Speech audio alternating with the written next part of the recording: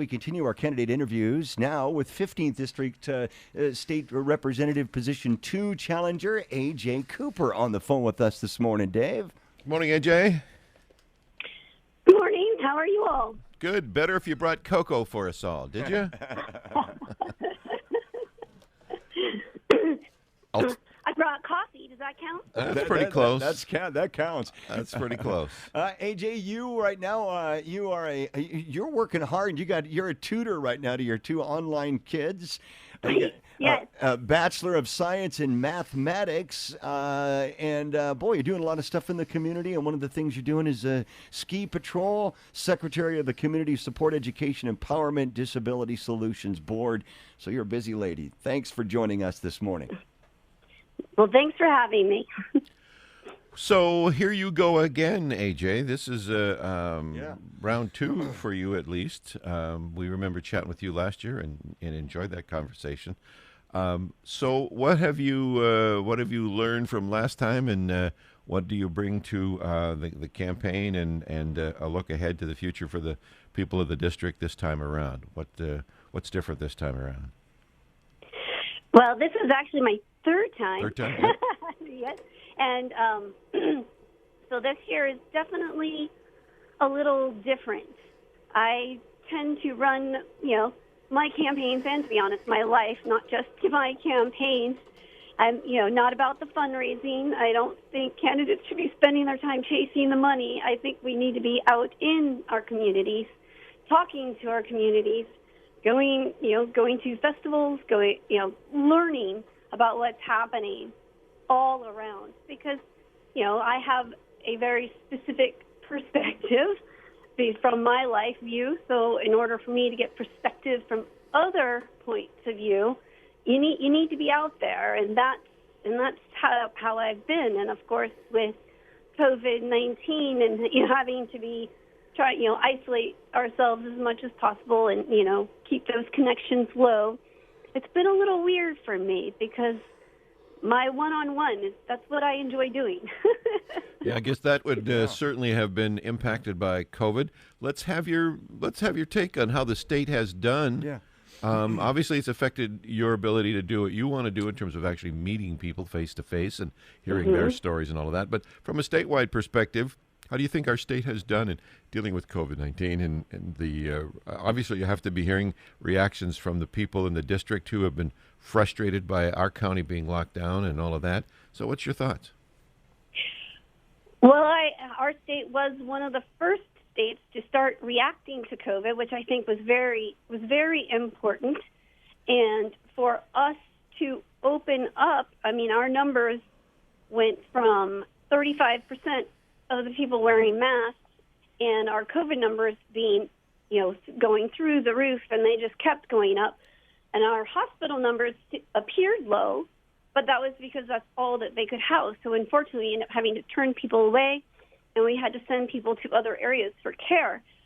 So I know people were very upset about the mandate, but you know what?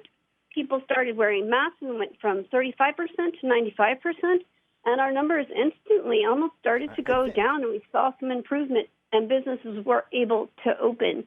And I think in order for us to stay open and keep it going, following those guidelines it's worked, and we want to keep our businesses open and get our schools open, but we have to do it safely. Okie doke. Well, let's talk about getting businesses open. One of the things that we hear a lot of and talks coming out of Olympia is the need for more tax money. We are $4 billion behind where they thought we'd be.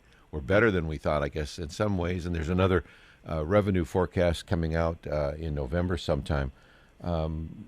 Your current representative, one of the current representatives in the 15th District, Bruce Chandler, has said that rather than raise taxes on the people that are left in business and are having a tough time, what we really need to do is go back in and support getting all of our other businesses up and running, because when they're all up and running, that's when we have the good economy that we have. What would your approach be? How do we look at taxes going forward if you're elected, and how that plays out to getting business up to full bore in Yakima and elsewhere? Well, this is something that I, have been talking about, and it's starting, they're starting to make headway, I think, in Olympia, with their bipartisan commission that they have, the tax commission. They are going around the whole state, so they're not just, hanging out in one area talking to one group of people. They've been traveling around. 2018, they came to Yakima. So they're getting they're getting input from the communities from all over the state, and this is something that we talk about our upside down tax system. We've talked about this in years past. I do think that we need some shifts in the way that we spend our money, but we also need to take that proportion, because our lower income and middle income families are paying proportionally more. And when you think about our low income and our middle income families, what are they trying to afford? They're trying to afford their rent or their mortgage, or, trying to afford a car to get to work, put food on the table, put clothes on the table. Whereas someone who is making quite a bit more money, they might be looking at buying a luxury car instead of. So to me, I think that, again, we've talked about this. Everyone needs to be paying their fair share. And of course, B&O taxes on our small businesses is just, it's killer. So the old fair share line comes up a lot when we speak to folks from your side of the aisle. Right. And that's, that's, I guess, one of the interesting ongoing debates is the interpretation of what amounts to fair. If we're talking about, are you proportionality-wise, would you be interested in a flat tax where everybody pays the same percentage across the board? Like if it's a 10% hit to me, should it be a 10% hit to Lance, who makes so much more money than I do? Yeah, she's even laughing. Yeah.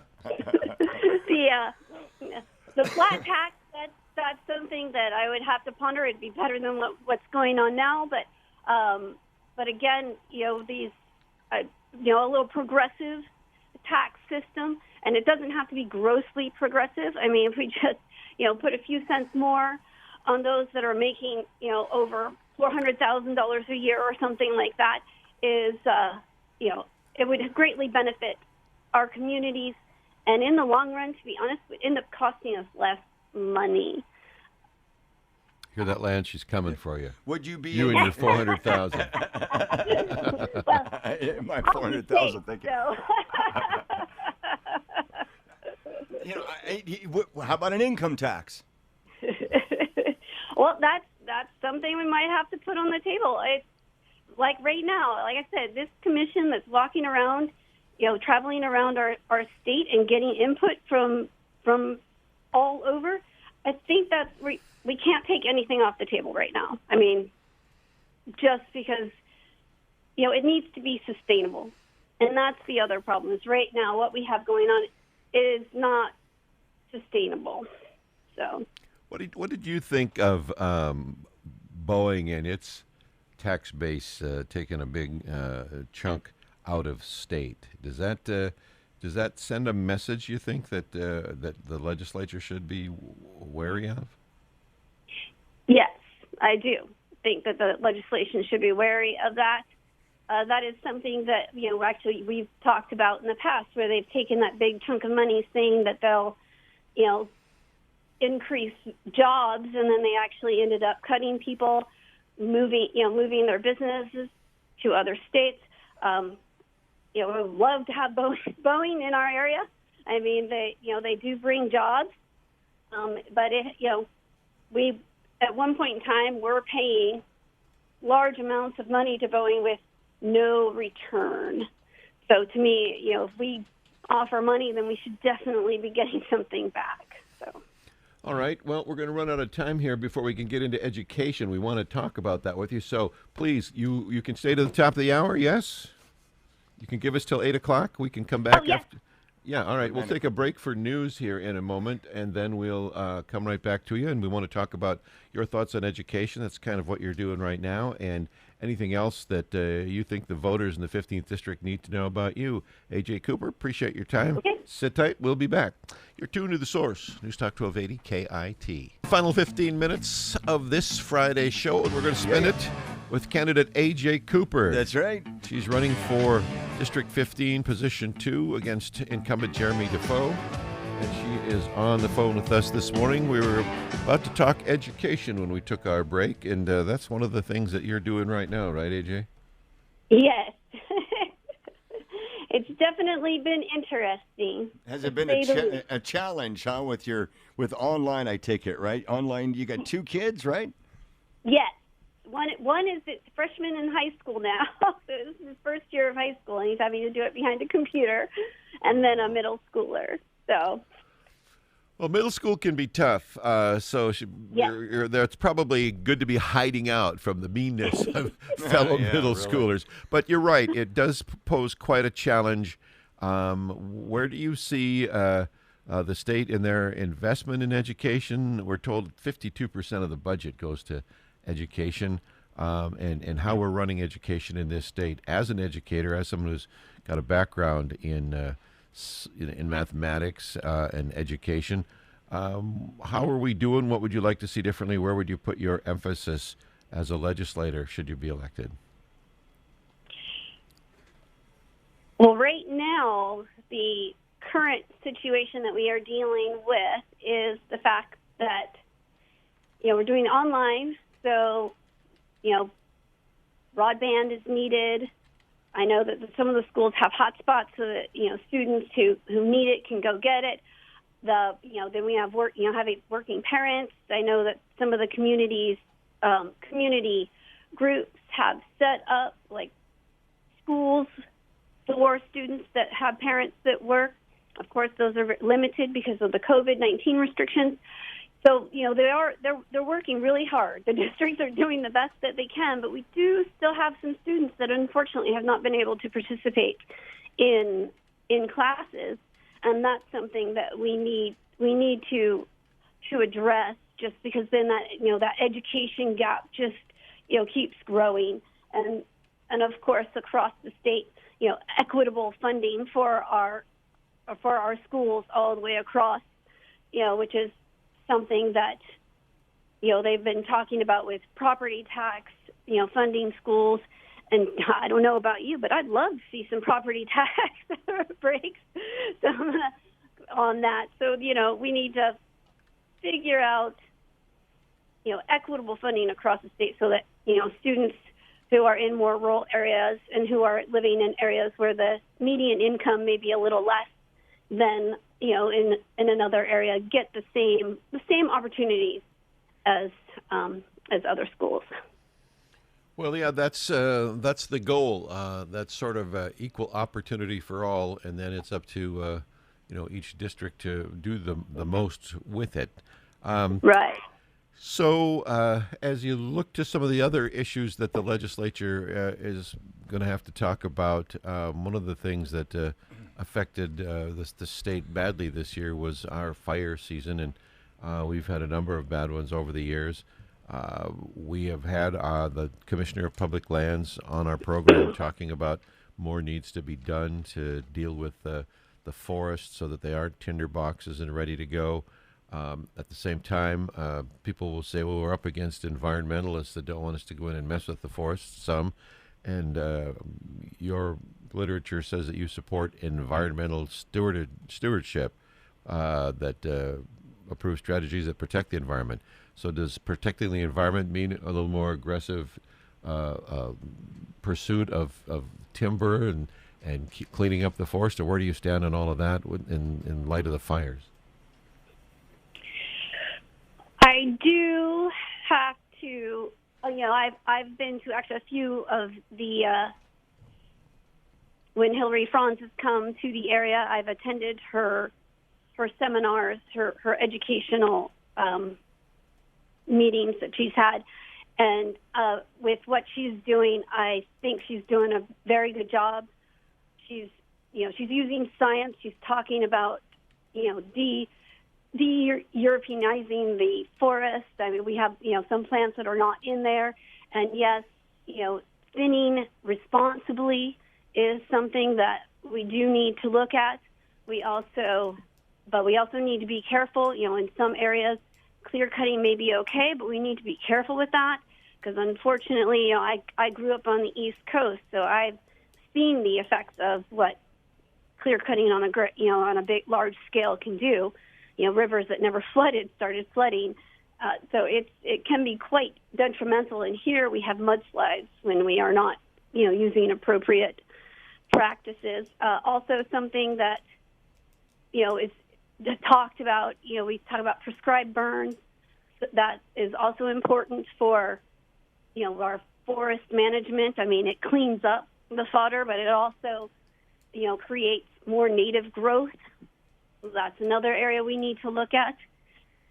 So, yeah, we need to follow the science on this. And unfortunately, with, dealing with budget cuts either from the federal level or from, so it's difficult to have to work within those boundaries. But, you do what you can do with what you've got. That's a pretty pragmatic approach right there. Do right. what you can do. One last question. Our governor has been a big environmental climate change guy. There's talk of, California is going to get to the point where they have to have electric cars. What do you see as the future if things could proceed as you would like them to? What would you see as our energy future in light of climate change? Of course, I'm a big supporter of renewable energies. One of the things that we look at in this time, what happened to our cities when people were able to do more online work availability, there was less pollution in our cities. So there are some things that I think that coming out of this pandemic, we might want to adopt some of these practices, just, getting fewer cars on the road. That could help out.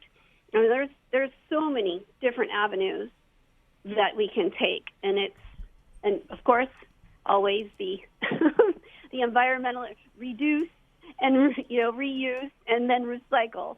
So that's something else. If we start reducing our consumption, and that is another area that we can go into, and that's something we can do on a personal level, not something that needs to be legislated. But sure. KIT News Time is 8:51. We're talking to 15th District Position 2 challenger A.J. Cooper. A.J., how do you feel about the sex ed bill?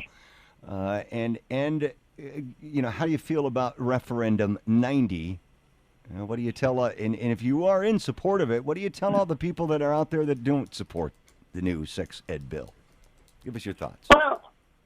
Well, for one thing, I do support the new sex educational curriculum. It's because, for one thing, it's not just about sexual education. I mean, it's also about social interactions, and it starts at a very young age. And these curriculums have been put together by doctors, by scientists. Unfortunately, a lot of the pictures, a lot of the information that's being thrown around is not a part of the curriculum. So, for me, this is something that I have been talking about, starting at a very young age, talking about consent, talking about personal body autonomy, and respecting other people's personal body autonomy. I mean, we can decrease our rates of sexual assault and rape drastically just by introducing that small piece of it. And then as the students get older and they do start having relationships, whether it's, friendships or, maybe dating or whatever it is, they talk about noticing the signs of an abusive relationship or a relationship that's not good for you.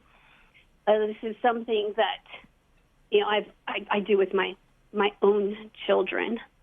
Well, and that's understandable, and I think a lot of parents do that as well. I think there's just a lot of parents out there that don't really think the school should be doing that.